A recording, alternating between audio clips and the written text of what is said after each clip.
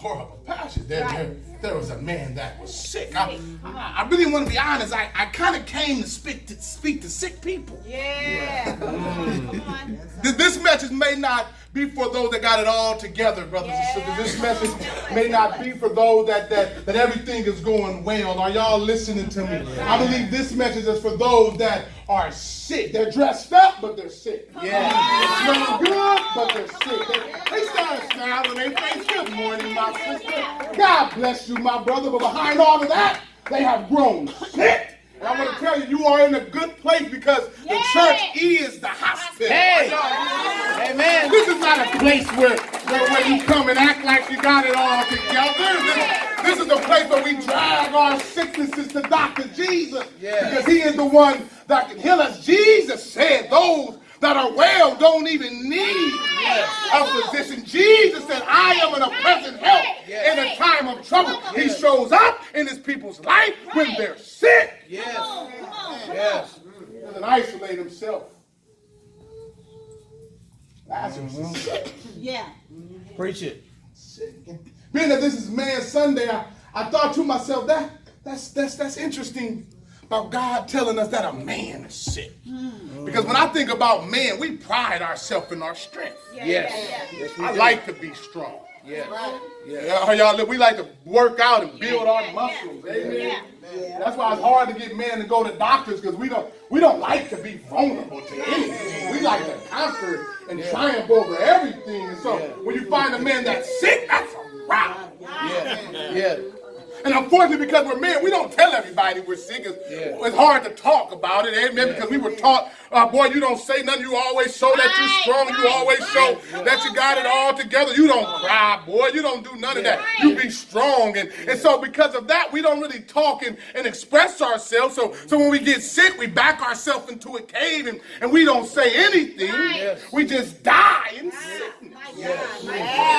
Preach the truth. Come on with that. That's good. That's good. Jesus said, there's a man here. He's sick. Yes. He got problems. He got issues. And I thought to myself, because he said there was a man that's sick, I said, well, Lord, how does a strong man get sick? How does a strong woman become sick? And being that my wife is a nurse, I said, baby, I did some research, and I said, well, how does somebody get sick?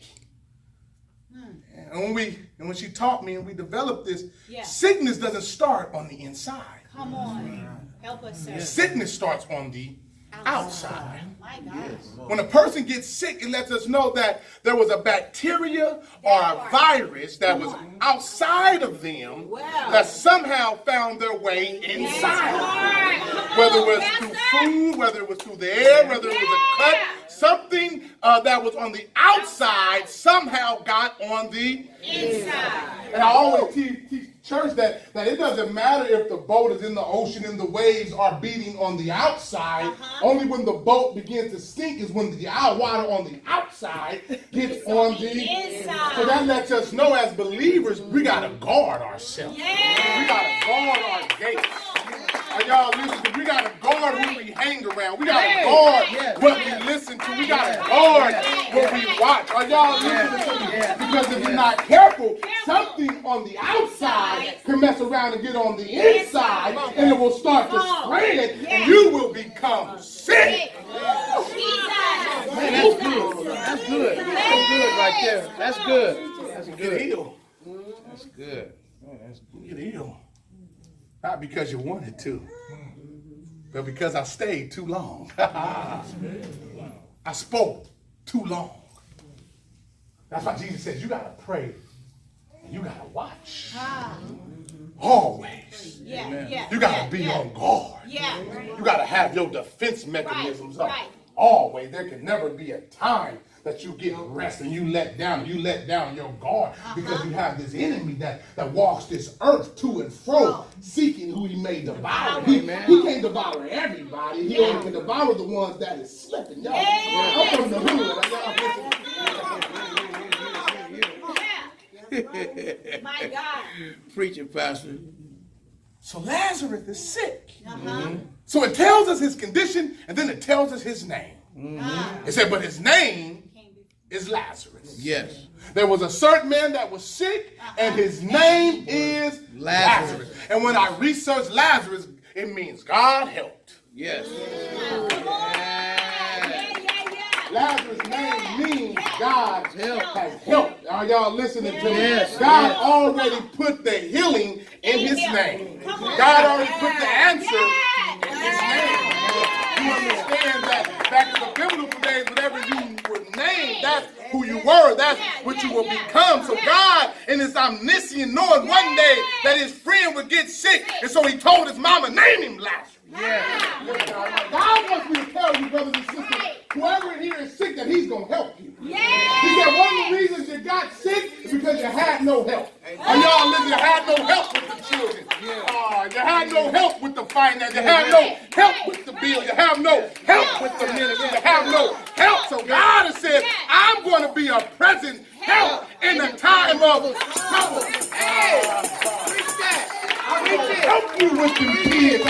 I'm going to help you with this money. I'm going to help you with this ministry. I'm sending that woman with that building. That is a sign that I'm helping you. I'm helping you. I got your back. I am with you. I will never leave you or forsake you. Others may have ran off. Others may have divorced themselves. But he says, I'm going to help you.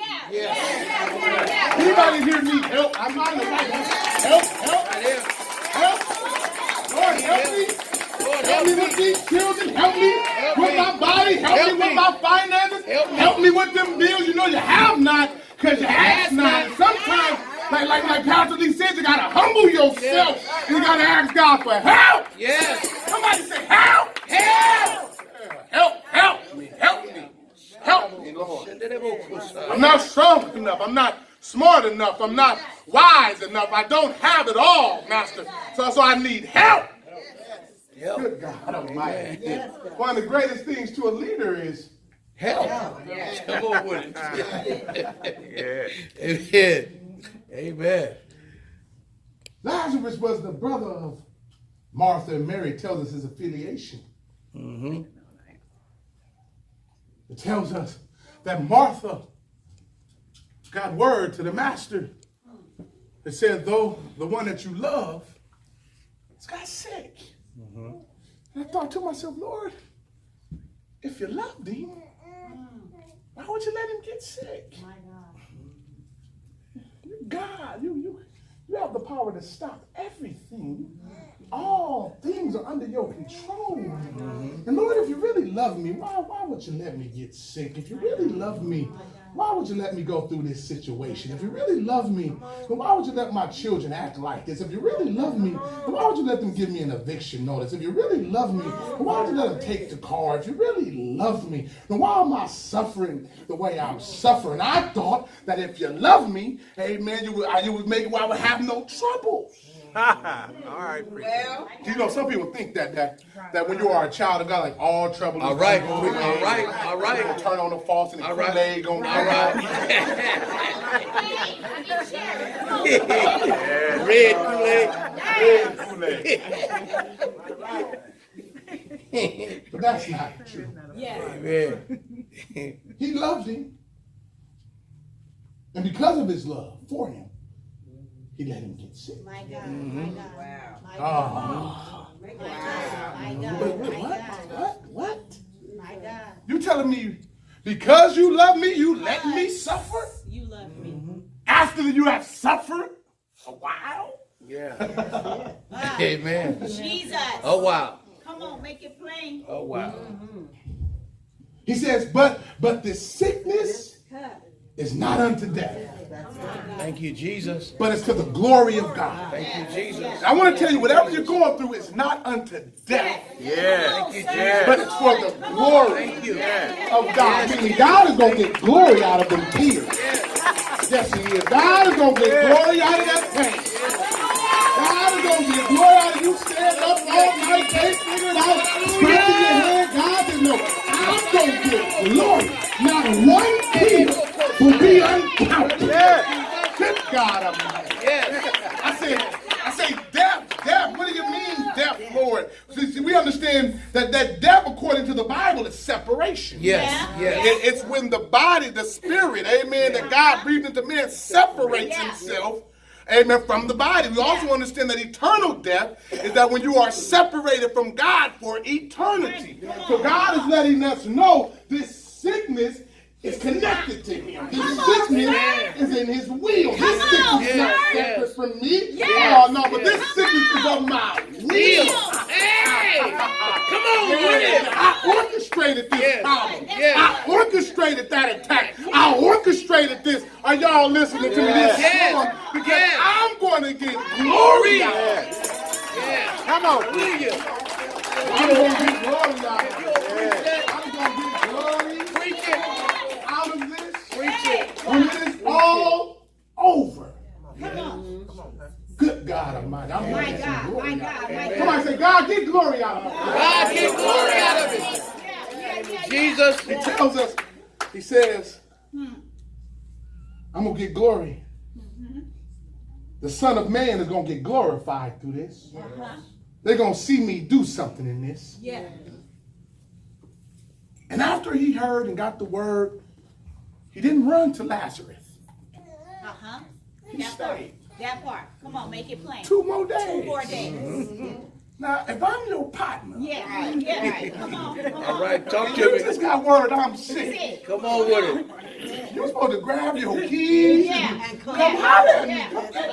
Yeah. Come on. Amen. Come holler at me. Amen. Amen. Patience. Well, you know, one of the fruits of the Spirit is patience. Help us, Jesus. Have you ever felt like Jesus wasn't moving fast enough? That's just me. Come on.